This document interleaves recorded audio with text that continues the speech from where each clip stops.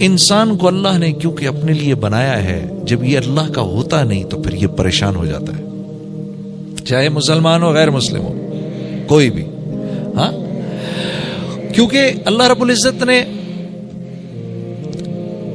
عالم ارواح میں انسانوں کی روحیں سامنے تھیں، اپنی تجلی ماری ان پر، ہاں روحیں مدہوش ہو گئیں، اور پھر پوچھا الستُ بربکم، کیا میں تمہارا رب نہیں ہوں؟ یقین کرو ہم سب نے، ہماری روحوں نے، ابو جہل کی روح نے، فرعون کی روح نے، نمرود کی روح نے، شداد کی روح نے، ہیں ان بڑے بڑے کافروں تک کی روحوں نے جب اللہ کی تجلی ان پر پڑی ہے تو کہا بلا، آپ کے علاوہ اور ہمارا رب ہو کون سکتا ہے؟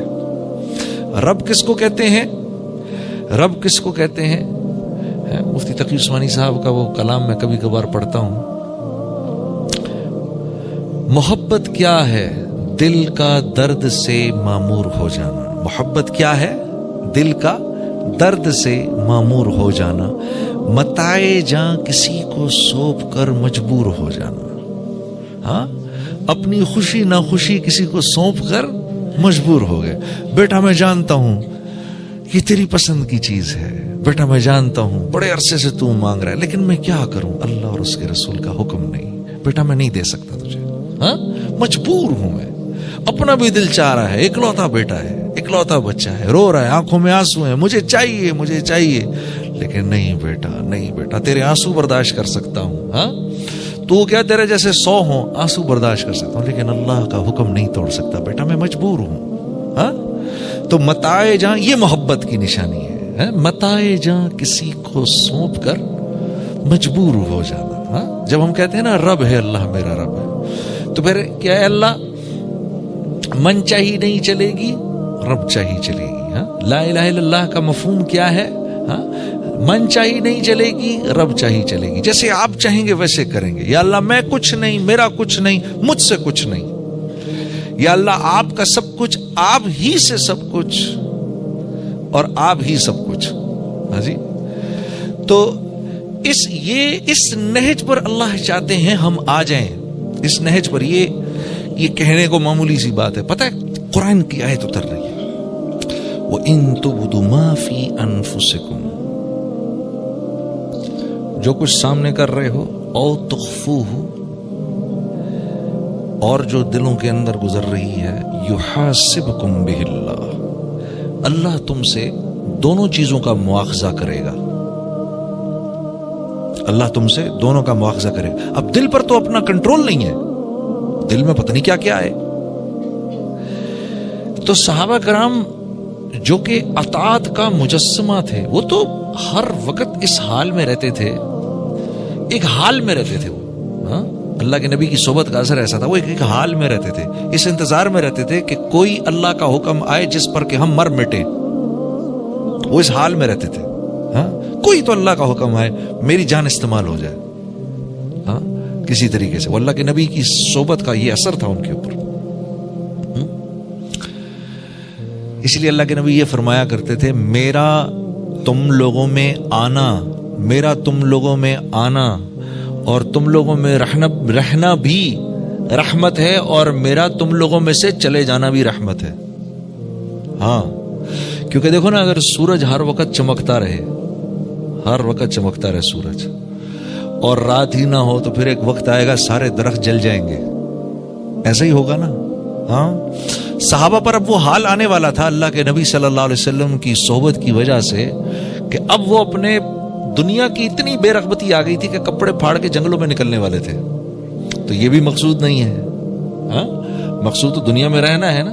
اس لیے اللہ کے نبی فرمایا کرتے تھے، میرا تم لوگوں میں رہنا بھی رحمت اور تمہیں چھوڑ دینا بھی رحمت ہے. ہاں، تو اب صحابہ کرام گھبرا گئے، یا رسول اللہ، اپنے عمل پر تو چلو زور ہے کسی کا، دل پر کیا زور ہے؟ تو آپ صلی اللہ علیہ وسلم نے کیا ارشاد فرمایا؟ آپ نے کیا فرمایا؟ تو تم کیا کہنا چاہتے ہو؟ جیسے بنی اسرائیل نے موسیٰ سے کہا کہ اس حکم کو مانیں گے، اس کو نہیں مانیں گے، تم بھی یہی کرنا چاہتے ہو؟ تم کہو سمعنا واطعنا غفرانک ربنا والیک المصیر. یہ بولو تم لوگ، ٹھیک ہے اللہ تیرا حکم آ گیا، سن لیا ہم نے، سمعنا، اور اب اس کی اطاعت کے لیے ہم تیار ہو گئے. غفرانک، یا اللہ معاف کرنا، اگر کوئی کمی بیشی ہو جائے نا معاف کرنا، اور معافی تیرے سے اس لیے مانگ رہے ہیں کیونکہ تیرے پاس آنا ہے ہم نے، تم یہ بولو۔ صحابہ نے کہا سمعنا واطعنا غفرانک ربنا والیک المصیر۔ اس پر اللہ رب العزت اتنے خوش ہوئے کہ یہ اس آیت کا حکم پھر اللہ نے مسترد فرما دیا، لا یکلف اللہ نفسا الا وسعها۔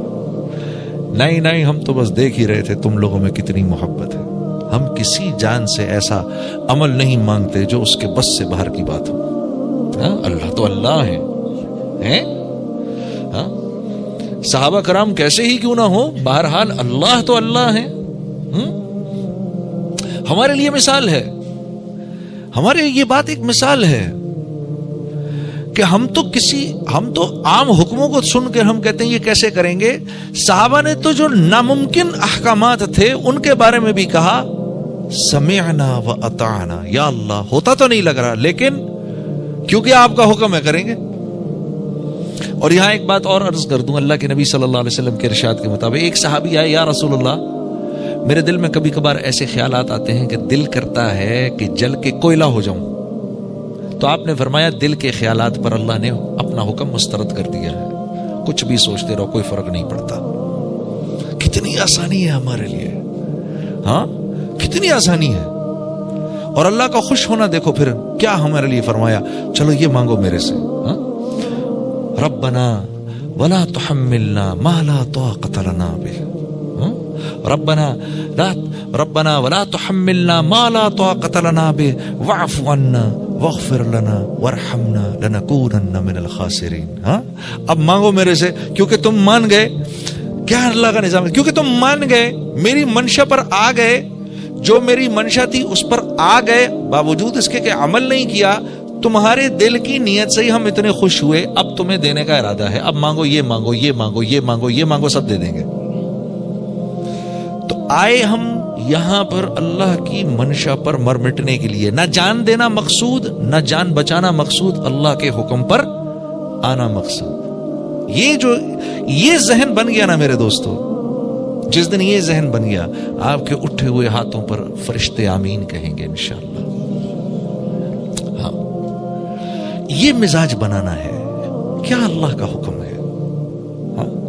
اب معاشرہ بھی تو ہے، معاشرہ کہتا ہے کچھ اور، تو یہ آج کی بات نہیں ہے، یہ معاشرے کی اور نبی کی سنت کی جنگ تو ازل سے ہو رہی ہے، یہ آج کی بات نہیں ہے کہ ہم کہیں گے کہ یہ آج کی بات ہے۔